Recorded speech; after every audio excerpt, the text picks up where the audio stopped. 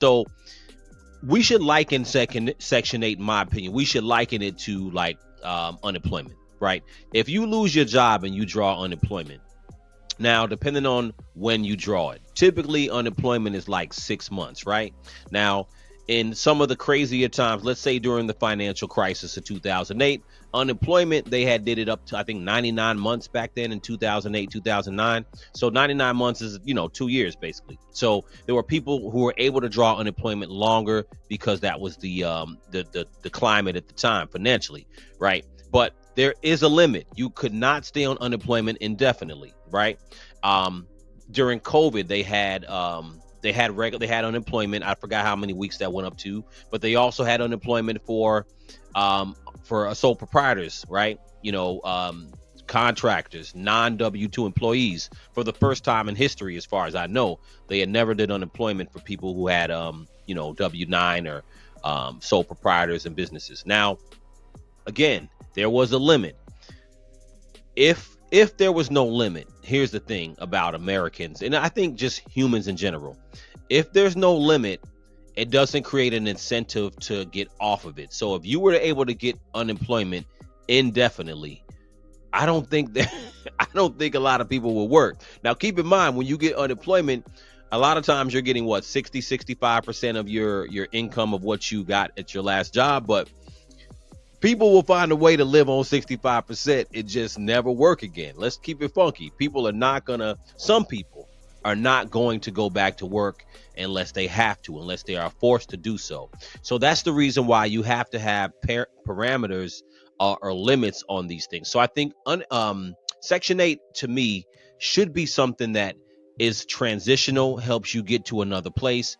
And without a limit, you don't have the incentive for people to get off. Now, let me get into some of the stuff I saw during real estate agency, right? So I hold a license, and there was a time where I handled some Section 8 rentals, and I've dealt with people who had vouchers. Now, some of the things I saw, I'm not naming any names, but some of the things I saw, right?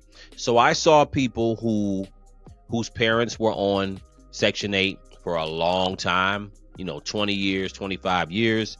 I saw people who were drawing Section 8 or not applying, but they had the voucher. Who they represented to be in the home was not actual facts. There was more people in the home that actually were working and had income.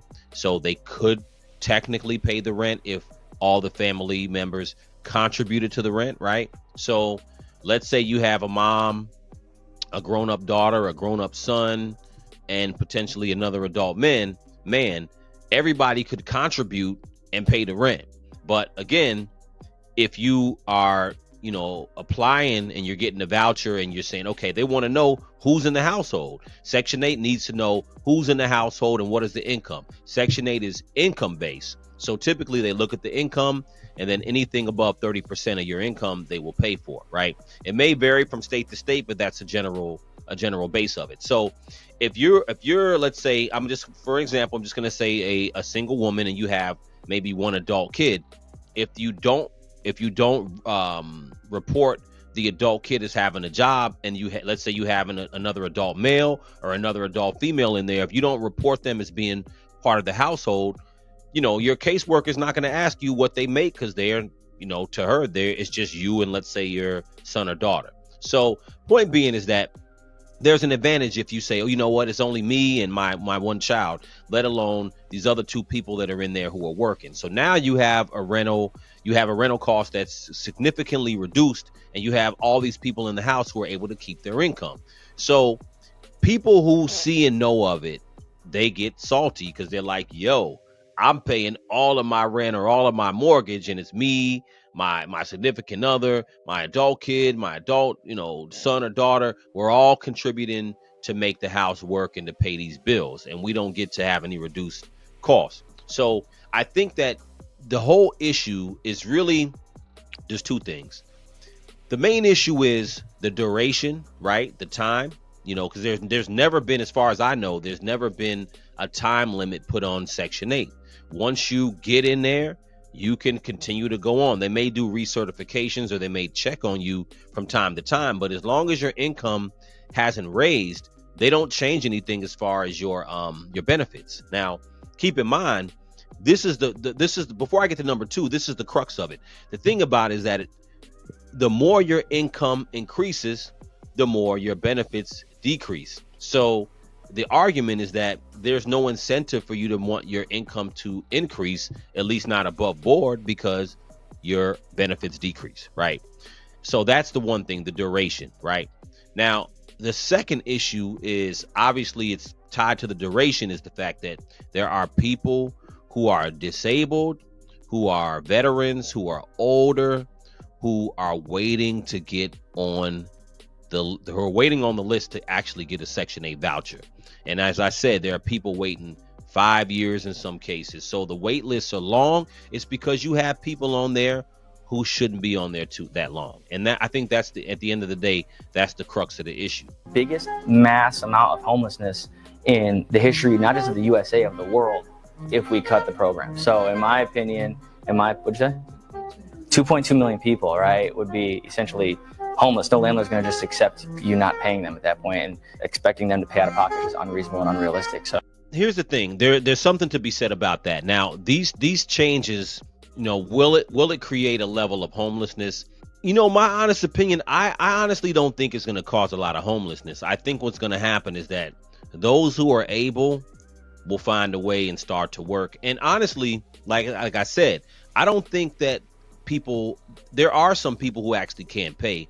They just aren't paying because they don't have to pay. You know what I'm saying? So I don't think that you're going to have this huge influx of homelessness, because 2.2 million people, it's not 2.2 million people who are on the program who are not working. I actually know, again, like I said, I've seen it.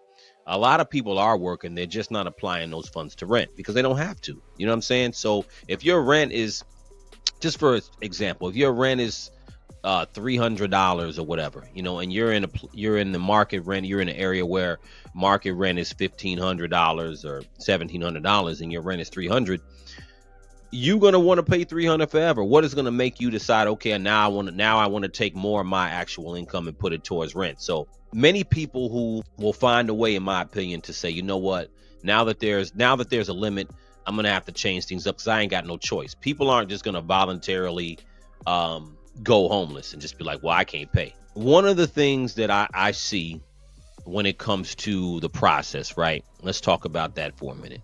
Now, this is just my little piece of it. I just want to share my little piece of it when it comes to the whole mechanism, even the logistics of it. Now, when it comes to the state, now, if you're not familiar with how Section 8 works, now, when you have a voucher and let's say you go to rent an apartment, it's not like you just get to move in and that's how it is. It's not that quick. So first of all, you choose the place. The landlord has to agree that they want to rent to you. Now, under HUD guidelines or federal law, as far as fair housing law, a landlord can't just decide he or she doesn't want to rent to someone who's applying using a voucher. However, it's hard to prove it. A landlord could decide, you know what, if they have, let's say 3 applicants and you're trying to rent an apartment and you have a voucher and 2 other people are paying out of pocket, the landlord can just say, okay, the other recipient or the other applicants are a little bit more viable. I want to go with this person.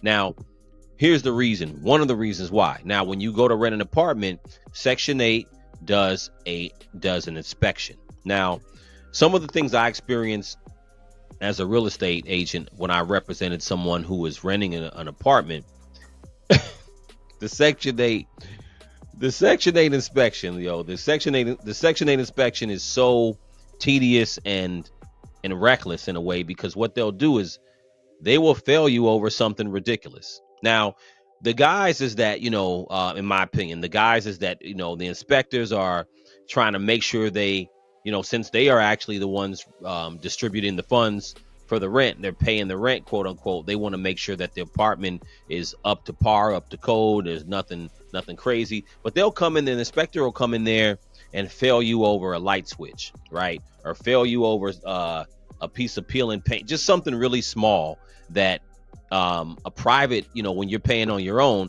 there's no way that anyone would stop you from renting this apartment, right? But because Section 8 is paying for it, which are really all our tax dollars anyway, they become really fickle and they will fail you over something. The inspector is getting paid, and the inspector will say, I'm going to come back next week. Please fix the knob on the stove, or please fix the handle on the door. It's loose. Just the cabinet is missing a handle. Just something really dumb.